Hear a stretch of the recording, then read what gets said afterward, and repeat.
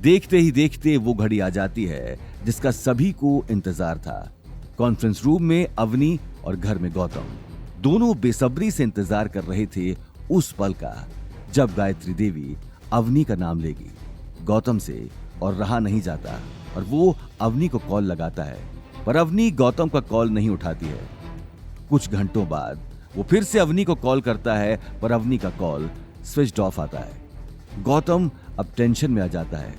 उसे बहुत ही strong feeling आती है कि अवनी ठीक नहीं है। वो अवनी के ऑफिस में लैंडलाइन पर कॉल करता है और उसे पता चलता है कि अवनी बहुत पहले ही ऑफिस से निकल चुकी थी।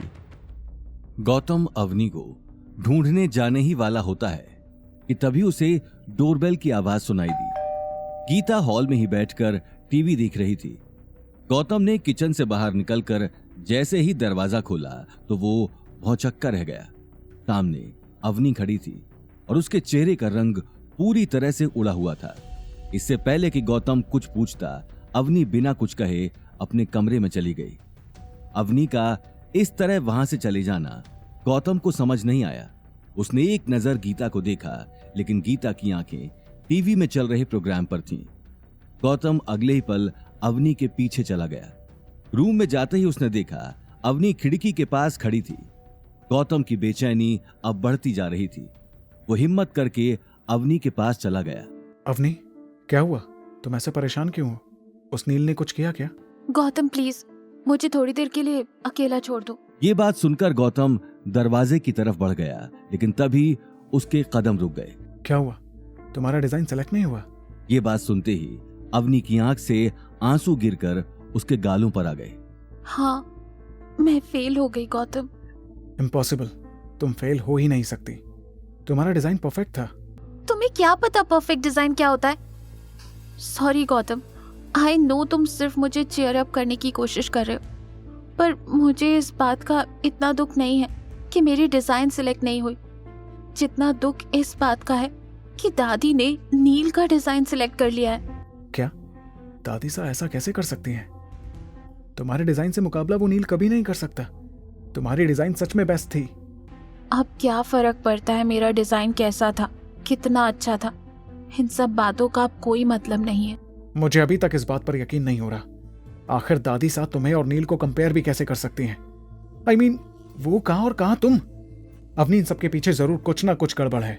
अगर कुछ गड़बड़ है तो भी मैं कुछ नहीं कर सकती। दादी सा ने नील का डिजाइन दिखाने से भी मना कर दिया। उन्होंने कहा कि ये कंपनी पॉलिसी के अगेंस्ट है। एक बार डिजाइन अवतार में सबमिट होके सिलेक्ट हो जाए तभी वो हम सबको डिजाइन दिखाएंगी, ताकि वो डिजाइन लीक ना हो। आज नहीं तो कल लोगों को सच तो पता लग ही जाएगा, क्योंकि दादी सा को डिजाइन सबके सामने लाना तो पड़ेगा ही। ज्यादा दिन तक वो छुपा कर तो नहीं रख सकती। ये बात सुनकर अवनी आगे कुछ नहीं कह पाई, लेकिन गौतम की आंखों में आग भड़क चुकी थी। वो अब जल्द से जल्द इस पूरे मामले की जांच करने वाला था। उसे पक्का यकीन था कि गायत्री देवी ने जानबूझ के अवनी के साथ पिछले दिनों का बदला लिया है। और गौतम का शक सही साबित होता है जब अग्रवाल ग्रुप में दादी सा नील को डिजाइन अवतार ग्रुप में सबमिट करने के लिए देती हैं, और नील डिजाइन को देखकर शॉक्ड हो जाता है, क्योंकि वो उसका बनाया हुआ डिजाइन नहीं है बल्कि अवनी का डिजाइन है। दादी सा, इसका मतलब आपने अवनी का डिजाइन मेरे नाम से रिप्रेजेंट किया है? हाँ, ये डिजाइन अवनी का ही है, लेकिन वो मेरी कंपनी में डिजाइन डायरेक्टर की पोस्ट डिजर्व नहीं करती। वैसे भी उसने और उसके पति ने मिलकर हमारे परिवार के नाम पर कीचड़ मल रखा है। अब मैं परिवार का नाम इससे ज्यादा खराब होते हुए नहीं देख सकती हूँ। तुम अग्रवाल परिवार का होने वाला कल हो और तुम ये ज्यादा डिजर्व करते हो। ठीक है दादी, लेकिन अवनी को इस बात का पता चल गया तो क्या? उसका पति कौन सा कोई राजकुमार है कि वो हमसे पंगा लेगा? घर से निकाल ही चुकी हूँ। ज्यादा नाटक किया उसने तो नौकरी से भी निकाल दूंगी। शनाया की सगाई के दिन उसके बेकार पति के लिए मेरी इंसल्ट हुई थी ना। अब देखो क्या क्या होता है उन दोनों के साथ। एक तरफ गायत्री देवी अवनी से बदला लेने का पहला कदम बढ़ा चुकी थी, वहीं दूसरी तरफ गौतम अवनी को दुखी नहीं देख पा रहा था। वो मान ही नहीं सकता था कि नील जैसा अय्याश आदमी जिससे सिर्फ पार्टी करने का शौक है, वो अपने दिन रात डिजाइन बनाने में लगाएगा। और गौतम को यह भी पता था कि गायत्री देवी कितनी एम्बिशियस है। वो अवनी को नीचा जरूर दिखाना चाहती थी, पर वो उसके लिए अवतार ग्रुप के प्रोजेक्ट खोने का रिस्क नहीं लेने वाली थी। तो फिर अवनी के डिजाइन से बेटर डिजाइन उसे कहां से मिला होगा? गौतम मुंशी जी को कॉल लगाकर उनसे फाइंड आउट करना चाहता है कि क्या नील या गायत्री देवी ने किसी इंटरनेशनल डिजाइनर का काम चुराया है, क्योंकि उसे कॉन्फिडेंस था कि राजस्थान में क्या इंडिया में भी कोई भी अवनी के इस डिजाइन को बीट नहीं कर सकता था। देखते ही देखते दिन निकल गया। अवनी अनिल और गीता से ऑफिस में क्या हुआ छुपाती है और गौतम से भी कहती है कि इस बारे में वो उनसे कुछ ना कहे। अवनी ऑफिस के लिए निकली और अभी भी उसकी आंखों में वही मायूसी छाई हुई थी। गौतम अवनी के साथ ऑफिस जाना चाहता था।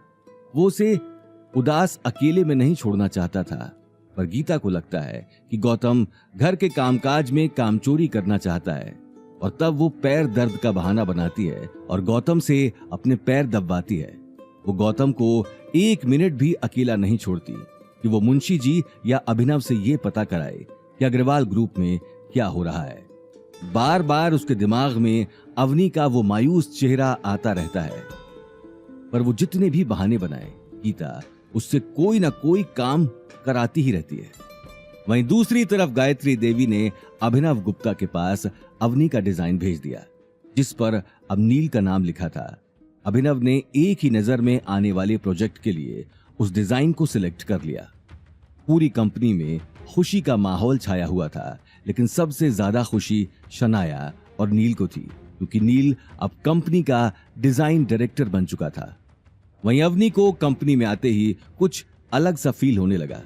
इससे पहले कि वो किसी से कुछ पूछती, शनाया उसके सामने आकर खड़ी हो गई और उसे ऊपर से नीचे तक देखने लगी और फिर बोली, जाओ जाकर नील का कैबिन साफ करो, वो आता ही होगा। मैं उसका कैबिन साफ क्यों करूं? मैं यहाँ उसका काम करने नहीं आती, कंपनी का काम करने आती हूँ। शनाया उससे मुस्कुराकर बोली, तुम अब मेरे भाई डिजाइन डायरेक्टर के अंडर ही काम करने वाली हो, और उसने तुम्हारी ड्यूटीज चेंज करवा दी हैं। तुम्हारे पास कोई कैबिन नहीं है, जाओ जाकर ऑफिस साफ करो। इम्पॉसिबल नील, ये नहीं। शनाया तुरंत बोली, चुप, अब नील तुम्हारा बॉस है, इसलिए नील सर कहने की आदत डाल लो। नील का सोचना है कि तुम्हें अभी बहुत कुछ सीखने की जरूरत है। ये बात सुनते ही अवनी की आंखें गुस्से में लाल हो गई। कहाँ है नील? मुझे उससे फेस टू फेस बात करनी है। शनाया फिर मुस्कुराकर बोली, नील अभी अवतार ग्रुप के चेयरमैन के आने का वेट कर रहा है। फाइनल कॉन्ट्रैक्ट जो साइन होने वाला है, तुम जाओ यहां से। इससे पहले कि शनाया आगे कुछ कह पाती, अवनी गुस्से में कॉन्फ्रेंस रूम के अंदर चली गई। कॉन्फ्रेंस रूम में केवल 2-3 लोग ही मौजूद थे जो टेबल साफ कर रहे थे। अभिनव गुप्ता के इंतजार में नील प्रोजेक्टर के सामने बैठा था। नील को सामने देखते ही अवनी का चेहरा गुस्से में भड़क गया। नील, तुमने मेरी ड्यूटीज चेंज करवाई हैं और मेरे कैबिन से मेरा सामान बाहर निकलवा दिया। हाँ, अब मैं तुम्हारा बॉस हूँ, मैं जो चाहूंगा वही होगा। आगे की कहानी जानने के लिए देखिए अगला एपिसोड सिर्फ पॉकेट एफएम के यूट्यूब चैनल पर, और रॉयल वारिस के सारे एपिसोड्स को सुनने के लिए डिस्क्रिप्शन में दी लिंक से डाउनलोड करें पॉकेट एफएम ऐप।